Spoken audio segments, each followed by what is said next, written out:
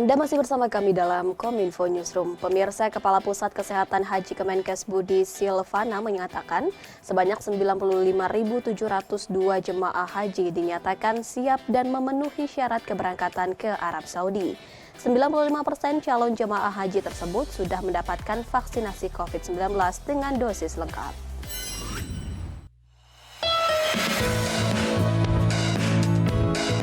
Kementerian Kesehatan menyampaikan bahwa 95.702 atau 95,7% calon jamaah haji telah memenuhi syarat untuk diberangkatkan ke Tanah Suci. Budi Silvana selaku Kepala Pusat Kesehatan Haji mengungkapkan pihaknya masih akan terus melakukan pemeriksaan kesehatan kepada jamaah yang belum memenuhi persyaratan kesehatan. Seperti yang sudah diketahui bahwa keberangkatan calon jemaah haji untuk kloter pertama akan diberangkatkan pada tanggal 4 Juni 2022 mendatang. Mengikuti persyaratan yang ditetapkan oleh pemerintah Arab Saudi, diimbau bagi jamaah haji yang ingin berangkat diwajibkan sudah mendapatkan vaksinasi COVID-19 dan harus melampirkan hasil pemeriksaan PCR negatif yang sampelnya diambil 72 jam sebelum keberangkatan. Syarat memasuki Saudi adalah 72 jam sebelum keberangkatan. Jadi ini mungkin perlu diinfokan juga kepada jemaah dan juga seluruh petugas yang ada di lapangan bahwa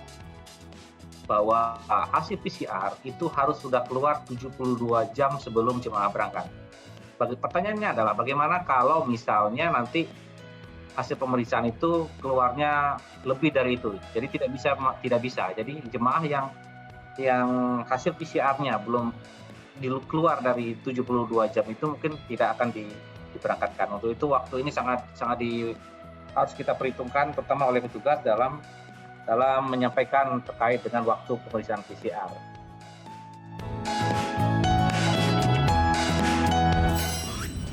Juru bicara Satgas Penanganan COVID-19 Wiku Adhisa Smito mengungkapkan kasus aktif COVID-19 di Indonesia menjadi yang terendah se-Asia Tenggara. Berdasarkan data presentasi kasus aktif per total kumulatif berada di angka 0,05%.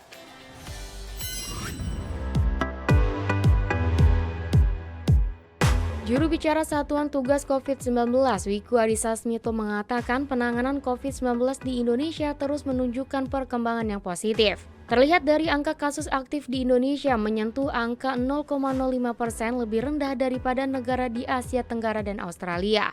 Singapura tercatat kasus aktifnya sebesar 6,01%, Australia 4,57%, Thailand 0,96%. Lalu Malaysia sebesar 0,54% dan Filipina 0,07%. Wiku menyebut capaian ini patut diapresiasi karena Indonesia dengan jumlah penduduk terbanyak keempat di dunia mampu mengendalikan COVID-19. Saat ini Indonesia merupakan yang terendah yaitu 0,05%. Di Vietnam bahkan kasus aktifnya masih sebesar 11,44%. Disusul kasus aktif yang masih tinggi juga ditemui di Singapura yaitu 6,01%. Filipina memiliki kasus aktif yang rendah yaitu 0,07% namun masih lebih tinggi dari Indonesia.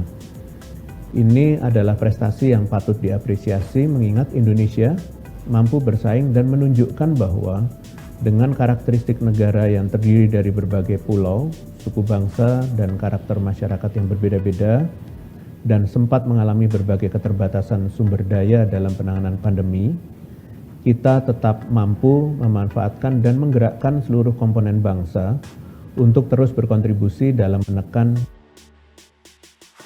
COVID-19.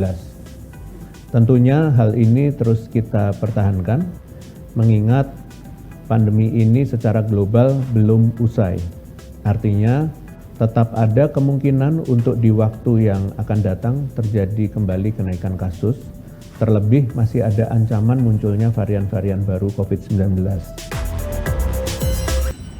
Kita beralih ke informasi lainnya pemirsa. Untuk meningkatkan kemampuan aparatur kepolisian dalam memberikan informasi kepada masyarakat, sekolah staf dan pimpinan tinggi Sespimti Polri melaksanakan kegiatan kuliah kerja profesi ke lingkungan kerja Direktorat Jenderal Informasi Komunikasi Publik Kementerian Kominfo Republik Indonesia.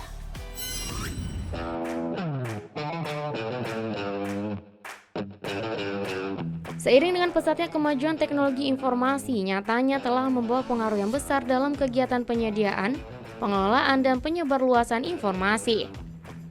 Hal tersebut yang menyebabkan semakin derasnya berbagai informasi yang sampai kepada masyarakat.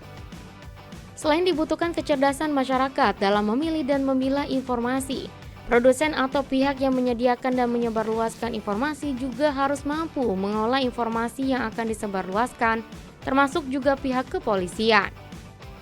Pendidikan Sespimti yang merupakan level pendidikan pengembangan umum tertinggi di Polri yang memiliki tujuan untuk mengembangkan kemampuan manajerial dan kepemimpinan organisasi tingkat tinggi dan mampu menyiapkan para peserta didiknya menjadi pemimpin maupun manajer di tingkat nasional. Tentunya hal tersebut harus memiliki bekal terkait pengelolaan informasi. Sehubungan dengan hal tersebut, Sekolah Staf dan Pimpinan Tinggi Sespimti Polri melaksanakan kegiatan kuliah kerja profesi ke lingkungan kerja Direktorat Jenderal Informasi Komunikasi Publik Kementerian Kominfo Republik Indonesia. Widya Iswara Utama Sespim Polri, Brigjen Pol Untung Widyatmoko mengungkapkan, dengan adanya kunjungan ini diharapkan akan terjalin kerjasama sehingga terjalin ekosistem dalam hubungan komunikasi antar instansi atau lembaga. Tentunya nanti peserta didik tersebut akan memimpin kesatuannya masing-masing dan diproyeksikan mereka sebagai pimpinan di kedua institusi baik TNI maupun Polri. Diharapkan kedepannya jalinan kerjasama yang sudah terbina dan sudah terjalin ini dapat ditularkan kepada staf dan bawahan mereka. Tentunya dalam penyampaian informasi publik ini diharapkan untuk peserta didik nantinya akan melakukan kerjasama dan kolaborasi yang tadi sudah kami sampaikan sehingga tidak terjadi misinformasi yang disampaikan kepada publik.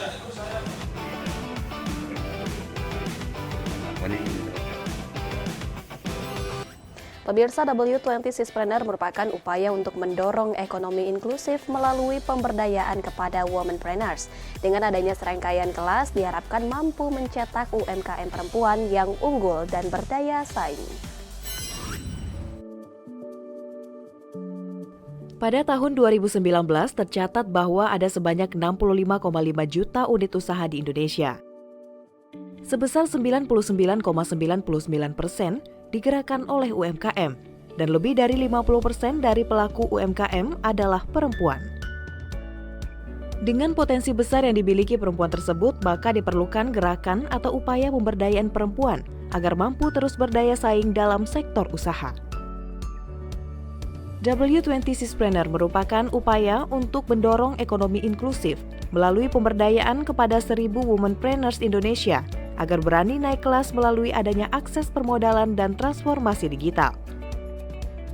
Dengan adanya serangkaian kelas inkubasi bisnis, pitching dan penjurian dilaksanakan pada tahun 2022, diharapkan mampu mencetak UMKM perempuan unggul dan berdaya.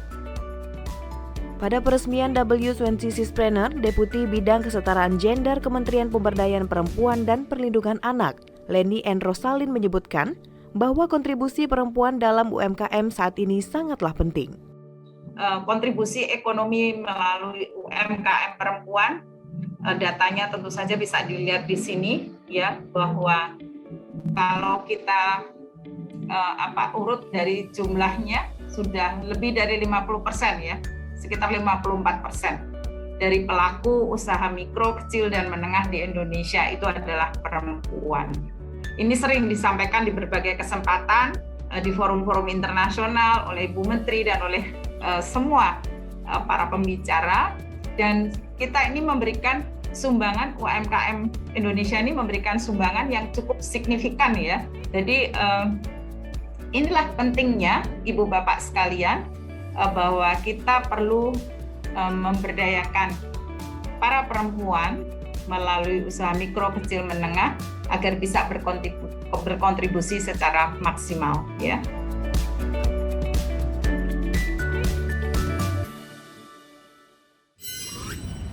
Pemirsa, sesaat lagi akan hadir informasi mengenai peran teknologi drone mengatasi kebencanaan. Usai jeda.